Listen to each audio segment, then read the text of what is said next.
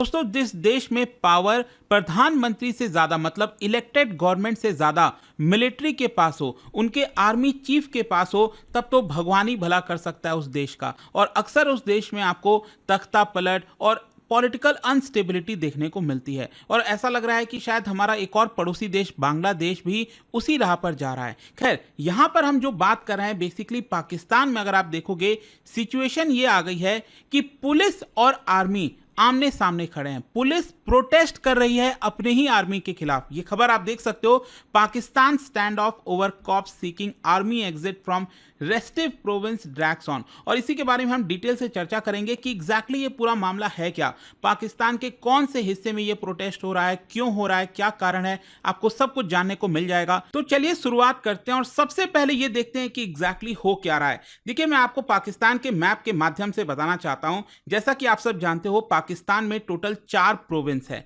जिसमें है आपका खैबर पख्तूनख्वा, पंजाब, बलूचिस्तान और सिंध। तो यहां पर हम बात कर रहे हैं खैबर पख्तूनख्वा की। और खैबर पख्तूनख्वा में अगर आप देखोगे राइट साइड में, तो आपको कई डिस्ट्रिक्ट देखने को मिलेंगे। यहां पर हम जिस डिस्ट्रिक्ट की बात कर रहे हैं वो है आपका पंजाब वाले बॉर्डर से सटा हुआ, मतलब ये भारत वाला पंजाब नहीं है, ये पाकिस्तान वाला पंजाब है। उसी के साथ सटा हुआ ये बॉर्डर आप देख रहे हो। यहां पर एक डिस्ट्रिक्ट है लक्की मारवात, और वहां पर बताया जा रहा है कि आसपास एरिया से भी बहुत सारे जो पुलिस ऑफिशियल्स हैं वो यहां पर आ गए और साथ मिलकर बड़े स्तर पर प्रोटेस्ट करने लग गए वहां की इंटेलिजेंस एजेंसी के खिलाफ, पाकिस्तान की आईएसआई जो आपको पता है, और उनके आर्मी के खिलाफ। उनका यह कहना है कि जो आईएसआई है और जो मिलिट्री है, जो आर्मी है, वो लगातार उनके काम में दखल देती रहती है। यहां पर उन्होंने डायरेक्टली आरोप लगाया मिलिट्री के ऊपर कि जो ड्यूटीज वो करना चाहते हैं, जिस तरह से लॉ एंड ऑर्डर को संभालना चाहते हैं, सिचुएशन को संभालना चाहते हैं, वो उनको नहीं करने दिया जाता और जानबूझकर आर्मी जो है बार बार इंटरफेयर करती रहती है। इनफैक्ट आप देख सकते हो ये प्रोटेस्ट इतना बड़ा हो गया था अभी कि 9 सितंबर को खुद पुलिस, सोचिए, अक्सर ये देखने को मिलता है कि जब भी कोई प्रोटेस्ट होता है तो पुलिस वहां पर आती है और उनको समझाती है, उनको डिस्पर्स करती है। लेकिन यहां पर हुआ क्या है कि इंडस हाईवे को ही ब्लॉक कर दिया था पुलिस ने। अब ये इंडस हाईवे क्या है कि बहुत ही इंपॉर्टेंट हाईवे है पाकिस्तान में, अगर आप देखोगे, जो कि पेशावर, ये ऊपर आप देख रहे हो ना, इसको कराची से जोड़ता है। ये बहुत ही इंपॉर्टेंट एक हाईवे है। तो यहां पर जो पूरा हाईवे है इसको ब्लॉक कर दिया गया था पुलिस के द्वारा 9 सितंबर को। और जैसा कि मैंने आपको बताया कि जो पुलिस की यूनिट है वो आसपास के एरिया से भी, जैसे नीचे वाला डेरा इस्माइल खान एरिया हो गया, ऊपर बन्नू हो गया, कई तरह के डिस्ट्रिक्ट से यहां पर जो पुलिस ऑफिसर्स आए वो इस प्रोटेस्ट को सपोर्ट कर रहे थे। सिर्फ वही नहीं, यहां पर जो आसपास के रेसिडेंट्स हैं, ट्राइबल ग्रुप्स हैं, पॉलिटिकल पार्टीज हैं, जो सिविल सोसाइटीज ग्रुप्स हैं, वो भी पुलिस को सपोर्ट कर रही थी इस पूरे मूवमेंट में। क्वेश्चन अब यहां पर यह है कि आखिरकार पुलिस प्रोटेस्ट क्यों कर रही थी, क्या कारण है। जैसा कि मैंने आपको पहले ही बताया कि पुलिस का यह कहना है कि जो मिलिट्री है, जो आर्मी है और जो आईएसआई है, वो लगातार पीस नहीं रहने देना चाहती। मतलब ये जो पूरा रीजन अगर आप देखोगे तो अक्सर आपको देखने को मिलेगा कि क्योंकि ये बॉर्डर अफगानिस्तान के साथ सटता है, तो यहां पर तालिबान और बहुत सारे जो टेररिस्ट ग्रुप्स हैं वो आपको देखने को मिलते हैं, जिसकी वजह से हमेशा अनस्टेबिलिटी देखने को मिलती है।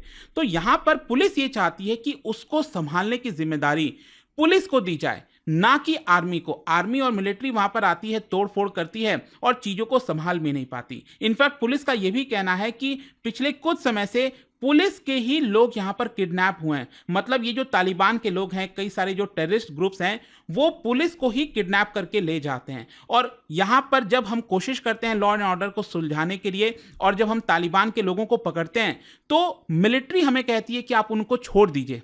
आई होप कि अब आपको मुद्दा समझ में आ रहा होगा। बेसिकली एक तरफ पुलिस है जो यहां पर काम करना चाहती है कि लॉ एंड ऑर्डर सिचुएशन ठीक रखी जाए। उसकी वजह से यहां पर कई बार ये लोग क्या करते हैं, पुलिस वाले, जो तालिबान के ही लोग हैं, जो टेररिस्ट हैं, उनको यहां पर अरेस्ट कर लेते हैं। लेकिन आपको पता है पाकिस्तान हमेशा से बैड तालिबान गुड तालिबान करता आया है। तो यहां पर जो तालिबान पाकिस्तान में है, टेररिज्म फैलाता है, उसको ये बैड तालिबान कहते हैं, और जो तालिबान अफगानिस्तान की तरफ है उनको ये कहते हैं कि गुड तालिबान है।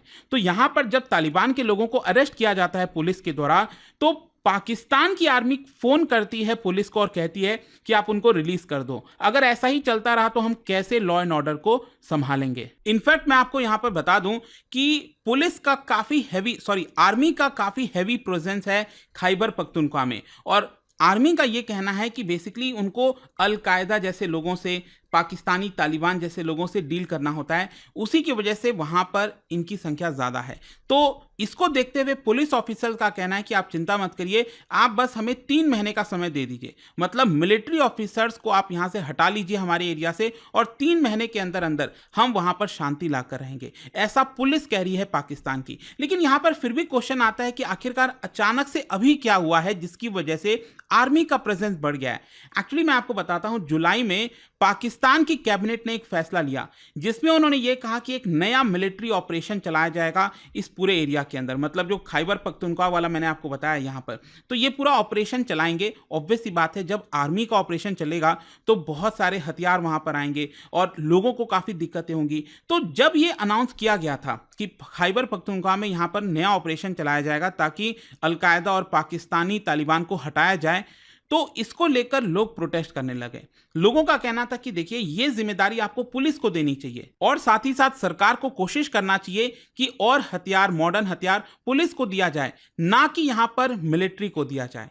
तो आई होप कि आपको समझ में आ रहा होगा कि ये पूरा मामला एक्चुअली जुलाई से ही चल रहा है। लोग इसको लेकर काफी कंसर्न थे कि यहां पर अगर ऑपरेशन होगा जिसकी वजह से लोगों को काफी ज्यादा असुविधा आएगी। खैर, यहां पर मैं आपको एक और इंटरेस्टिंग चीज बताता हूं। इस साल ऑलरेडी अगर आप देखोगे तो करीब 75 पुलिस मारे गए हैं। जी हां, पुलिस एक्चुअली प्रोटेस्ट इसीलिए कर रही है कि उन्हीं के लोग यहां पर बार बार मारे जाते हैं, और जब यहां पर उस चीज को संभालने की कोशिश करते हैं तो आर्मी उनको आकर ऑर्डर दे देती है। इनफैक्ट आपको मैं बता दूं, अभी 11 सितंबर को जस्ट 2-3 दिन पहले यहां पर एक गनमैन आता है, एक टेररिस्ट आप कह लीजिए, वो आता है और पोलियो वैक्सीनेशन की टीम थी उनके ऊपर फायरिंग कर देते हैं, जिसके तहत यहां पर एक पुलिस पर्सनल की जान चली जाती है। और ये जो फायरिंग किया गया था, इसको क्लेम किया गया बाद में पाकिस्तानी तालिबान के द्वारा। तो यहां पर पाकिस्तानी तालिबान का कहना था कि जो फाइटर था हमारा, वो यहां पर गया और उसने गोली चलाई जिसमें एक पुलिस ऑफिसर की मृत्यु हुई है। तो यहां पर बेसिकली पुलिस ये कह रही है कि देखिए, बार बार हमारे पुलिस ऑफिसर्स, हमारे जो लोग हैं वो मारे जा रहे हैं, और जो जिम्मेदारी दी गई है आर्मी को पूरे एरिया को संभालने की, वो आर्मी यहां पर संभाल नहीं पा रही। तो ये जो इंसिडेंट हुआ था ना, इसको देखते हुए पुलिस ऑफिशियल्स ने कह दिया कि हम पोलियो ड्यूटी पर नहीं जाएंगे। वैसे मैं आपको बता दूं, अभी भी पाकिस्तान में पोलियो पूरी तरह से खत्म नहीं हुआ है, और आपको पता ही है कि वैक्सीनेशन वगैरह में और पोलियो ड्रॉप्स वगैरह में कई बार लोगों को वहां पर भी आशंका हो जाती है कि ये देना चाहिए, नहीं देना चाहिए। तो कई बार जो कट्टरपंथी होते हैं वो इसको विरोध में चले जाते हैं कि यहां पर हम पोलियो ड्रॉप नहीं देने देंगे। खैर, यहां पर अब देखिए क्या होता है कि पिछले 4-5 दिन से ये पूरा प्रोटेस्ट चल रहा था।